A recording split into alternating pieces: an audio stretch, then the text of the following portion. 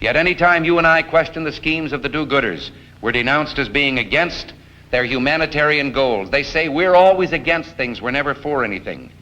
Well, the trouble with our liberal friends is not that they're ignorant, it's just that they know so much that isn't so.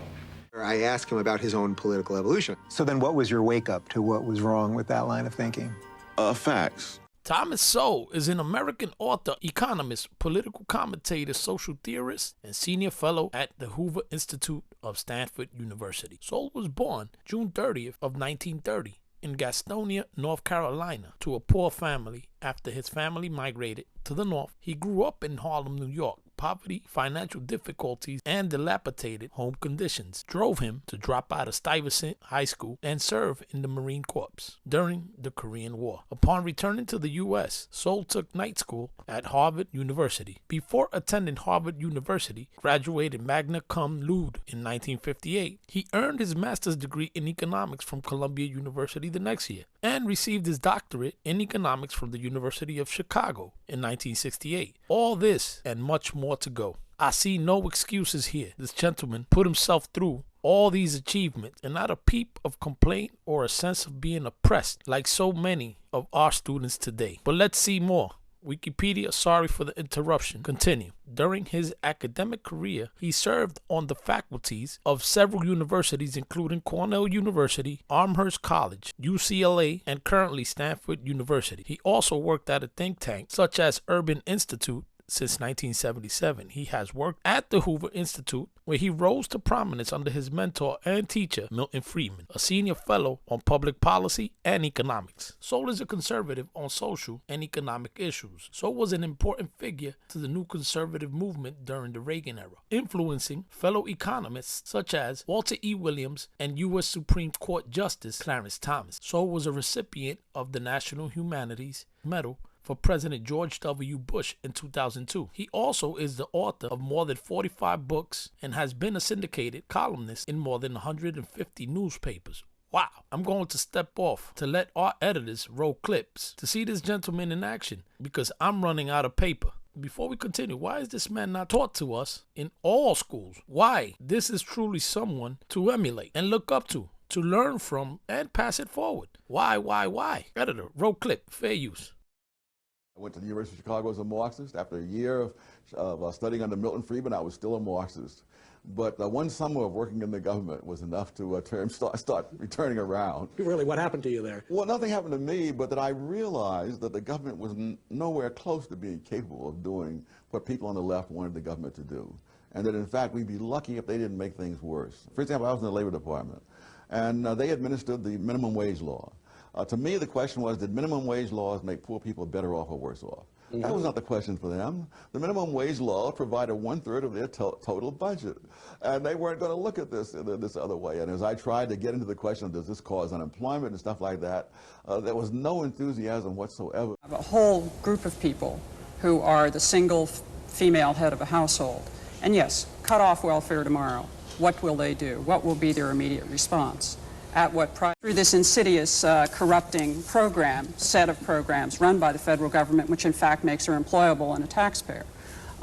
It's an interesting notion of trying to get people in a productive mode. Tom Sowell. It's incredible the way you start the story in the middle, as if there's a predestined amount of poverty, a predestined amount of unemployment, and that the welfare system is not itself in any way responsible for that. I'm going to eliminate the Trump tax cuts, and I'm going to eliminate those tax cuts and make sure that we invest in the people who, in fact, need the help. By the way, I'm going to eliminate a significant number of the tax. I'm going to make the corporate tax 28%. It shouldn't be 21%. You have 91 companies, in the Fortune 500 who don't pay a single penny in tax, making billions of dollars. Why didn't you do it before when you were vice president with Obama? Because you, in fact, passed that. Oh, the argument is based on the belief that people will change their behavior as you change the tax rates. Those on the left often act as if human beings are just like inert blocks of wood or like chess pieces that you can move around on the chessboard to put wherever you want to carry out some grand design. But of course, people react to these things. Now, it's a theory, it's a hypothesis, and you could test it. Almost never is it tested. People instead say, oh, you just want to give tax cuts to the rich. The rich not only paid more taxes after the tax cuts for the rich, as they call it, they paid a higher percentage of all taxes. And this started back in the 1920s. In the early 20s, the tax rate on the top income was 73%. And the people making over $100,000 paid something like 30% of all taxes. By the end of the decade, the tax rate on the top had been cut to 24%. People making over $100,000 now paid 65% of all taxes. And the reason is quite simple, that when you have the tax rate at 73%, people simply don't pay it. They put their money into tax-exempt securities and arrange their financial affairs. So what we're really talking about, do you want a symbolic high tax rate on the high-income people to win votes politically, which the rich themselves are not going to pay? Or do you really want more tax revenue coming into the government? I am not in that 25% learning style that is pure academic. I'm a very bright person, but I do not do well in an academic setting. I think that adding so many of these touchy-feely and interactive classes, I mean, I got through a chemistry class because I had an instructor who saw that, you know, the book was hard for me, so the lab part was the part I could excel in. I think this is very important to, you know, not all of us are book learners. Well, you know, I could say that I also have a high opinion of myself, and I'm not very good at dancing, but I really don't think that ballet schools should be adjusted to take for people like me. People like me shouldn't be in ballet. And the school you have to realize too that it's not a question of what you like or what you're good at. There are requirements in the world that if you're going to build bridges across the river, you have to know a certain amount of math. If you don't want those cars to fall into the river as the bridge collapses under them, and if you want doctors who can cure people, you're going to have to have people who know chemistry, whether they like it or not. So we don't have the option of just doing whatever happens to feel good to us. It's true of blacks in the United States. Is it worthless to do something for anybody but the very poor? I would like to see the well-off take care of themselves. If they can't, who can? Thank you very much.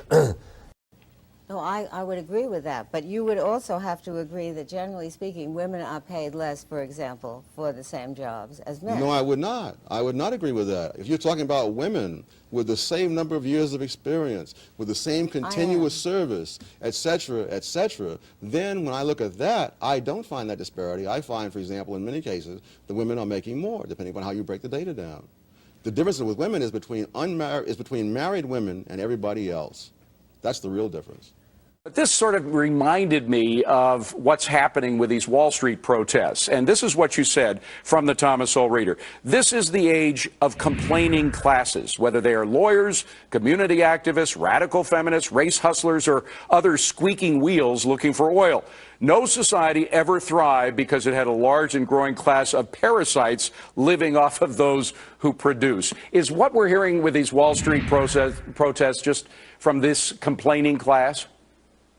Oh, absolutely. I can't imagine when I was their age that I would have enough money that I could afford to hang around in parks for weeks on end, not doing any work and not bringing in any income. One of Barack Obama's great gifts is the ability to say things that are absolutely absurd and make them sound not only plausible but inspiring. But there are so many people among the intelligentsia especially who are absolutely immune to facts. What do you make of Alexandria Ocasio-Cortez? She has this growing movement, even among some people who historically haven't been particularly persuaded by the socialist meme. I mean, but there's something about her that seems to be very popular. Do you think it's going to continue, or will she fall flat? I don't know. Again, it depends upon whether people go by facts or by rhetoric. If they go by rhetoric, she's a rising star. Alexandria Ocasio-Cortez, who represents the Bronx, not all that far from where you grew up. Quote, "To me, capitalism is irredeemable." Close quote. Tom Sowell replies, "To me, she's irredeemable."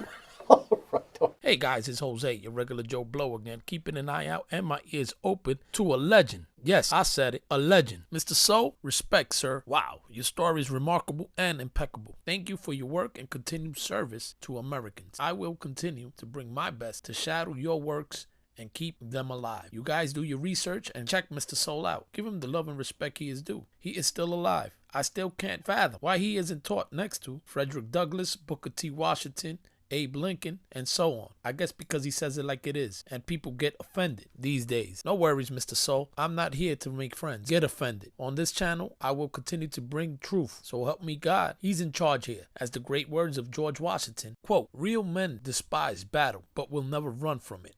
End of quote. And, quote, if we are wise, let us prepare for the worst. End of quote. Hence, what this channel is all about. And one more just for the road. Quote, I will die on my feet before I'll live on my knees. Quote, end of quote. George Washington. Thank you guys for your support. See you on the next one. Stay free. It ain't hard to tell. I accept